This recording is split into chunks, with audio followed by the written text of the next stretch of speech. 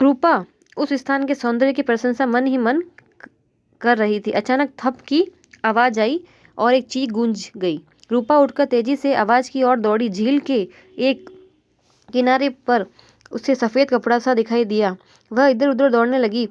पास पहुंचते ही उसे बचाओ बचाओ की आवाज सुनाई दी। देखा कि उसकी सहपाठिन शांति झील में गिर पड़ी है।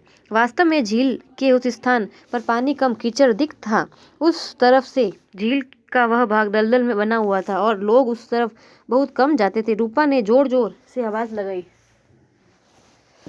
बचाओ बचाओ। उसने शांति से कहा, तुम धैर्यपूर्वक खड़ी रहो, अभी मैं किसी को बुला लाती हूँ। परंतु शांति हाथ पांव पटक रही थी और कीचड़ में और धंसती जा रही थी। रूपा एक क्षण कुछ सोचा।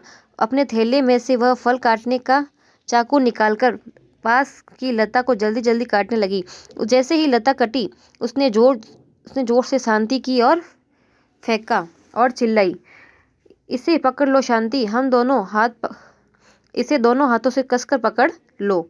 शांति ने लता पकड़ ली और कीचड़ में पांव मारने लगी। रूपा ने सोचा, इसे पकड़े रहो। रूपा ने कहा, उसे पकड़े रहो, पांव मत मारो, मैं तुम्हें धीरे धीरे अपनी ओर खींचूंगी। ये आपको चित्र में दिख रहा है? ये देखो, ये रूपा है और ये उसकी सहेली शांति है जो पानी में गिर गई है। और देखो, ये जो बैल है वो लता है, वो लता को खींच रही है। लता से रूपा शांति को खींच रही है।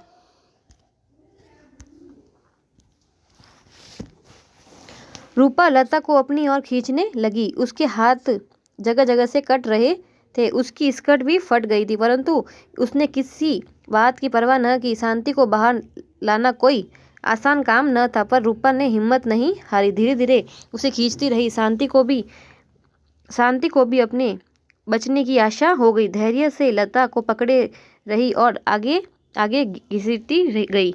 बीच में रूपा बचाओ बचाओ की आवाज भी चिल्लाती रही। औरों ने भी बचाओ बचाओ की आवाज़ सुनी और इधर उधर दौड़े। रूपा बहुत थक चुकी थी। उसके शरीर से पसीना बह रहा था। उसका मुंह लाल हो रहा था। वह लता को खींचे जा रही थी। उसी समय अध्यापिका तथा झील का एक चौकीदार वहां पहुंच गए। उन्होंने रूपा के हाथों से लता ले ली और खींचने लगे। शांति कीचड़ से निकलकर आई और घसीटती हुई सूखी जमीन पर जा पड़ी, बेहोश हो गई। इतने में अन्य लड़कियां भी वहां पहुंच गई। रूपा के मुंह में सूखी जमीन पर आ पड़ी। रूपा बेहोश हो गई थी और इतने भी वहां सारी लड़कियां आ गई थी। रूपा के मुंह पर पानी के छिट्टे मारे गए। वह होश में आई। शांति का शरीर कीचड़ से लथपथ था। उसे भी कई खरोंचें लगी थी, पर वह होश में थी। रूपा बेहोश हो गई थी और शांति होश में थी। शांति सबको पूरी बात बता रही थी और सभी रूपा को